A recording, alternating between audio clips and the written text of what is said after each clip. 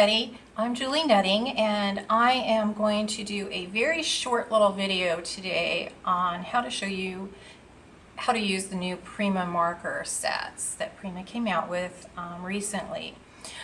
As most of you know, I started doing this probably around 2007, 2008, working with my fashion illustrations into the paper arts world.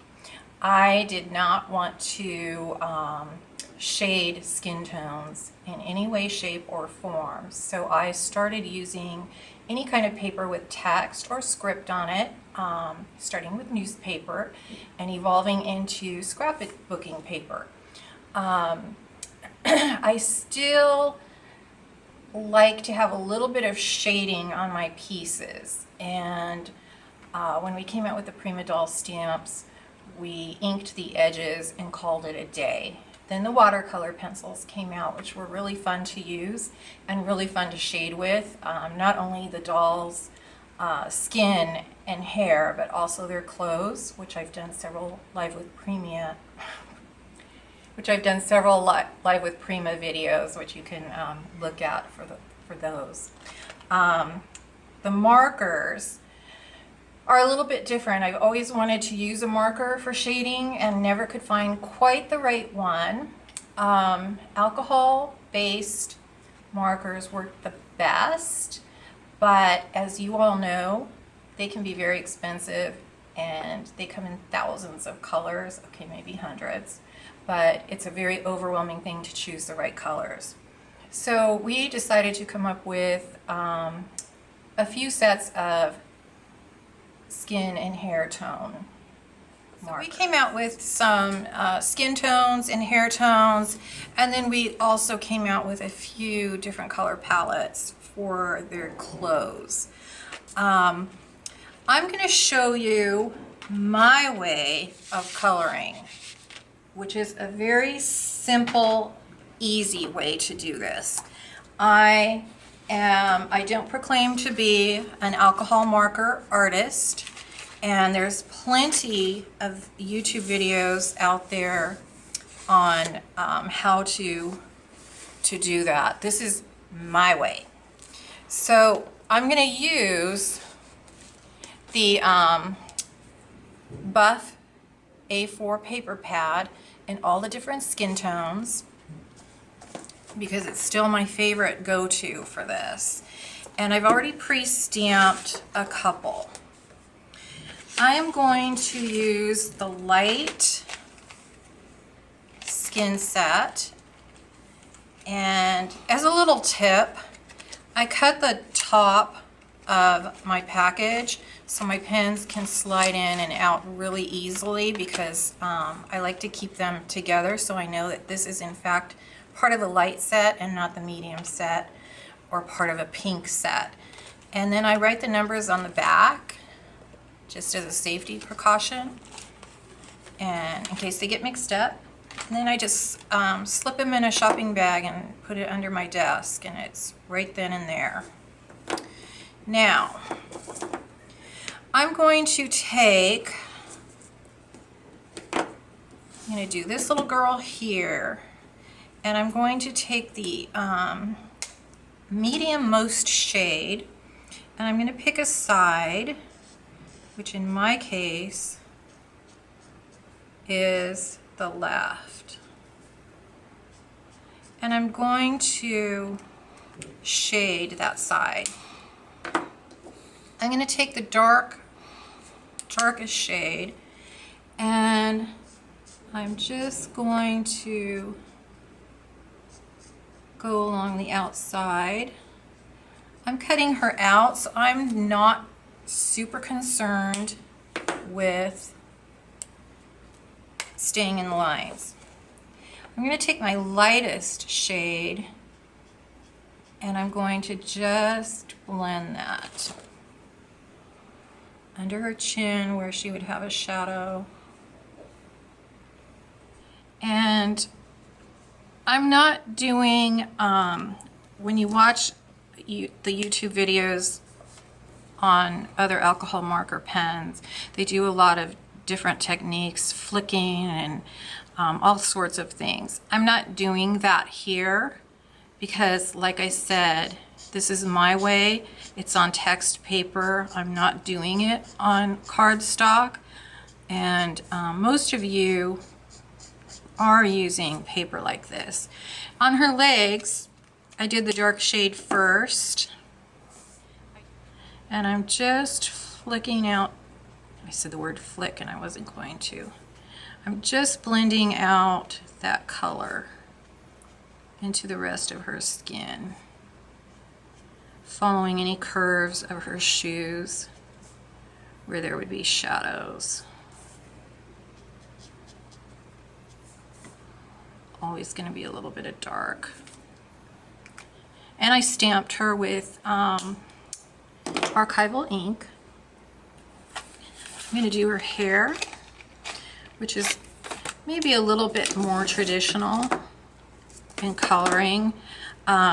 With her skin, I did not do the whole light and then medium and then dark like you would normally see. So with her hair, we're going to make her a little blonde because the paper is light. I'm just going to take my lightest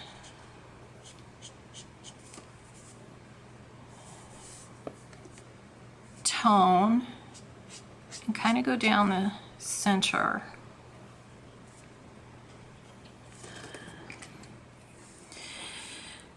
So I have my medium tone pen, and I like to have texture in my hair. I don't like that flat.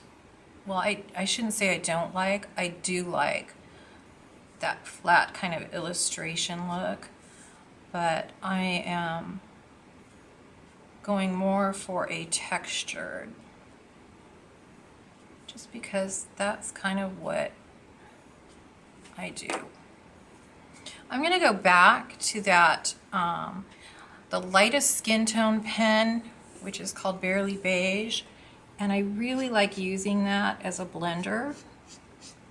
We do have a blender pen that you can purchase,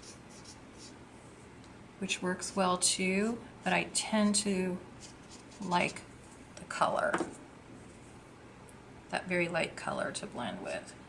I'm kind of following the lines of the stamp. Ooh, I went out a little bit. To create that texture in her hair.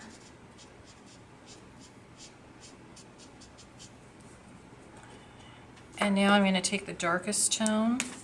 You can even go into a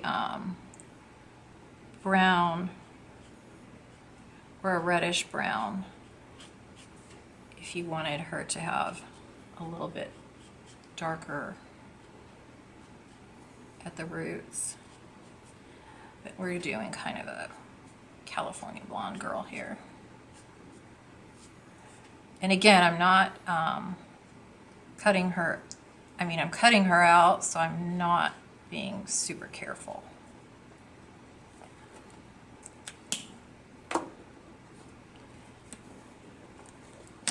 And I'm going to just blend that dark, especially in the curls. There's not a lot of color difference in the curls because they're very tight.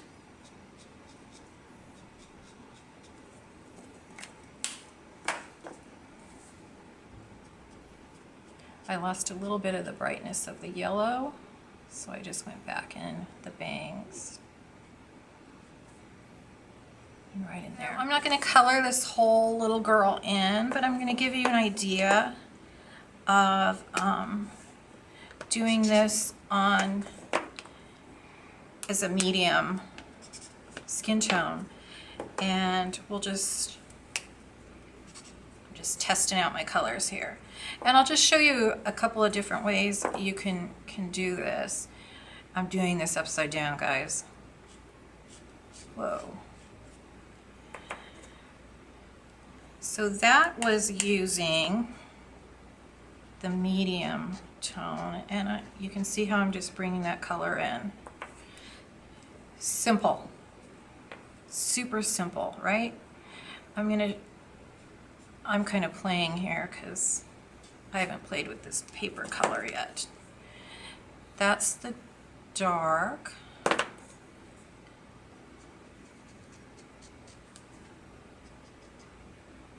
And that's kind of, you can see we're doing that dark tone. It makes her even a little bit darker. So you've got the 3 different pens that you can play with your color tones. And then just to show you guys,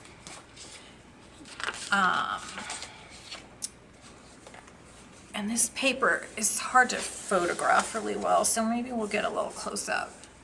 This is using a really dark brown, and I just shaded it with the different tones of the dark. Show you this real quick. This is called Dolled Up, and it's different peach and rose tones, and you guys already know why, because a girl's got to have her cheeks. So we can just put in a little bit of this rosy color. I'm going to take my lightest color from the skin tone pad to blend that a little bit. And we're just going to let that get dry. Now I probably would have liked my blender pen for that, but I don't have it with me. So there's her cheeks. And there's different tones, so if you were doing a dark skin, you'd have a darker pink. And they're just really, really pretty. I'm going to keep these pink pens out, and I'm going to show you guys very quickly how to just shade a dress. And I'm going to use the New Garden Fable paper pad, and I just stamped her dress. Okay, so I like to shade my clothes too. So we did, like I said, there's a few color palettes. Not every color under the sun, but enough for you guys to play with. There's purple, green, teal, red. And then one of my favorites, because I use so much pink, I'm going to use the All Dolled Up pens and show you how to shade the dress. So what I'm going to do is take a couple of my colors, and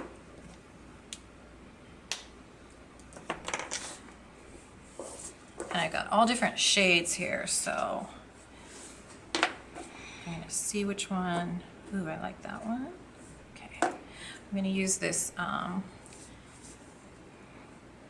darker, kind of a medium tone. And as a word of caution,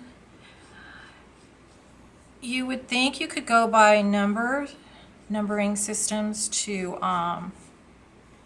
see what the light and dark, the values of the colors, but on especially this set, you can't really do that. And I can only assume it's because their numbering system is doing the peachy tones and then the rosy tones. So in this set I've got both of those tones, and I can't go straight to the middle number and trust that it is the middle shade, because it's not. So that is a real rosy. It's the perfect shade for this.